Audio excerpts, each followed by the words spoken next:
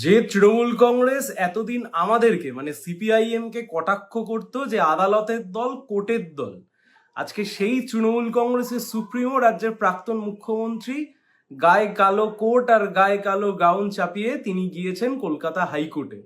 মানে সুন্দর একটি অপটিক্সের রাজনীতি।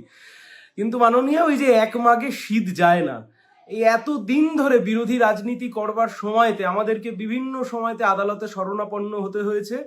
বিগত যে সরকার ছিল সেই সরকারের দুর্নীতি, 2021 সালের পোস্টপোল ভায়োলেন্স, বিভিন্ন সময়তে বিভিন্ন রকম ভাবে যেভাবে অগণতান্ত্রিক পদ্ধতিতে মানুষের অধিকার হরণ করতে চেয়েছে তৃণমূল সরকার, তার বিরুদ্ধে বারংবার আমাদেরকে সাংবিধানিক আদালতের সামনে আসতে হয়েছে, যেতে হয়েছে।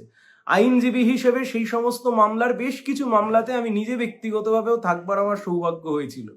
সেই সময়তে প্রতিদিন সন্ধ্যাবেলায় তৃণমূলের মুখপাত্র থেকে শুরু করে রাজ্যের মাননীয় মন্ত্রীরা, মাননীয় মুখ্যমন্ত্রী সেই সময়তে সিপিআইএম কে কোর্টের দল বলতেন, কোর্টের পার্টি বলতেন।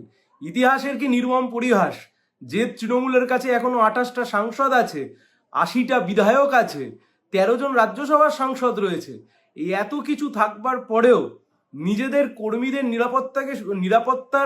নিরাপত্তার জন্য নিজেদের কর্মীরা ঘরছাড়া হয়েছেন, সেই কারণে আদালতে শরণাপন্ন হয়েছেন। কিন্তু অদ্ভুতভাবে তৃণমূল রাস্তায় নামতে পারছে না। আমরা কিন্তু রাস্তায় নেমেছি, একজন বিধায়ক নিয়েও সিপিআইএম রাস্তায় নেমেছে, আক্রান্ত মানুষের পাশে গিয়ে দাঁড়িয়েছে। তৃণমূল দাঁড়াতে পারছে না।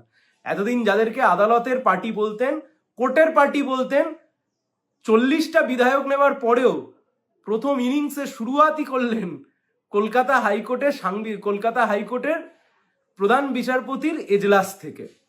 ওই যে বললাম এক মাঘে শীত যায় না, আপনিও বুঝলেন যে কোর্টে যেতে হয় মানুষের অধিকার হরণ হলে, কারণ আদালতটা সংবিধান স্বীকৃত অধিকারের জন্য।